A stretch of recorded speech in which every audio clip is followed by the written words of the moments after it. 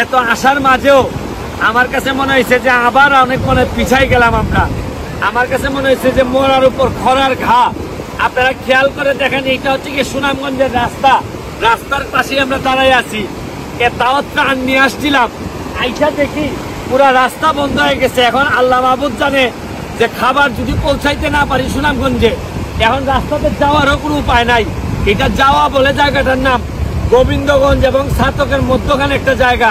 এখন আমরা এখানে এসে পুরা ত্রাণ নিয়ে আটকাই আছি এবং আমাদের ত্রাণ আটকাইছে, অসুবিধা নাই, কিন্তু খাদ্য সামগ্রী যাওয়ার কোনো ব্যবস্থা নাই। একটা ট্রাক এইদিকে পড়ছে, আরেকটা ট্রাক এখানে পড়ার মতো অবস্থায় আছে, এরা আটকায় রাখছে। আপনারা এখন আমি চিন্তা করতেছি যে সরকারের সেরকম সহযোগিতা না হইলে এই রাস্তায় ক্লিয়ার করা যাবে না। পানির আওয়াজ যদি শুনেন মনে হয় সমুদ্রের মতো। দেখেন রাস্তার এখানে আর কিন্তু এই কি কিন্তু নাই। এই যে লোকজন যাচ্ছে দেখেন, এখন মেইন রোড রেখে আপনার এখন এই হাওর হয়ে গেছে, হচ্ছে কি নৌকায় হয়ে গেছে প্রধান বাহন। ভাই একটু দিকে আসেন, একটু আপনি উড়ায় আস্তে আসেন, আস্তে আস্তে আসেন। আপনি কি গাড়ির সাথে? গাড়ির ড্রাইভার। এটা কি আগে পড়ছিল না পরে? এদিকে তাকাই বলেন। এই গাড়ি পড়ছিল আগে। এই গাড়ি আপনার ওই যে রাস্তার সময় পানি কম ছিল, হ্যাঁ, বামে রাস্তাটা ভাঙ্গা ছিল, চুলে বলেন একটু। রাস্তা ভাঙ্গা ছিল বামে, পরে ডাইনের সাইড ছিল, নিচ দিয়ে মাটি ভাঙ্গা গেছে, রাস্তার নিচ দেখে ড্রাইভার দেখে না গাড়ি আমরা যাওয়ার পথে করে ডাইনে ভাঙ্গা পড়ছে। এটা তো আগে, এখন আপনারা যাইতে গিয়ে আবার ভাঙছে। এটা আমি ওই যে গাড়ি আমরা ধাক্কা দেওয়ানোর জন্য গেছিলাম, পরে আমার গাড়ি ওখানে গাতার ভিতরে পড়ে গেছে। আপনার তো গাতা উঠে, এখন তুলবেন কিভাবে?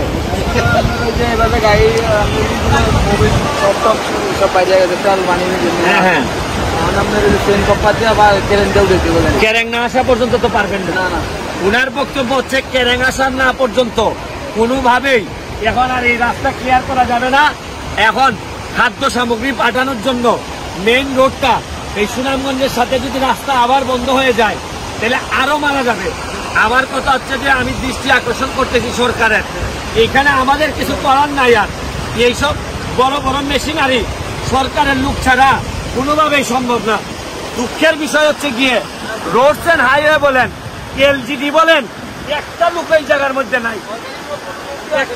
একটা লোক আসেন, সরকারের কোন লোক আইছে?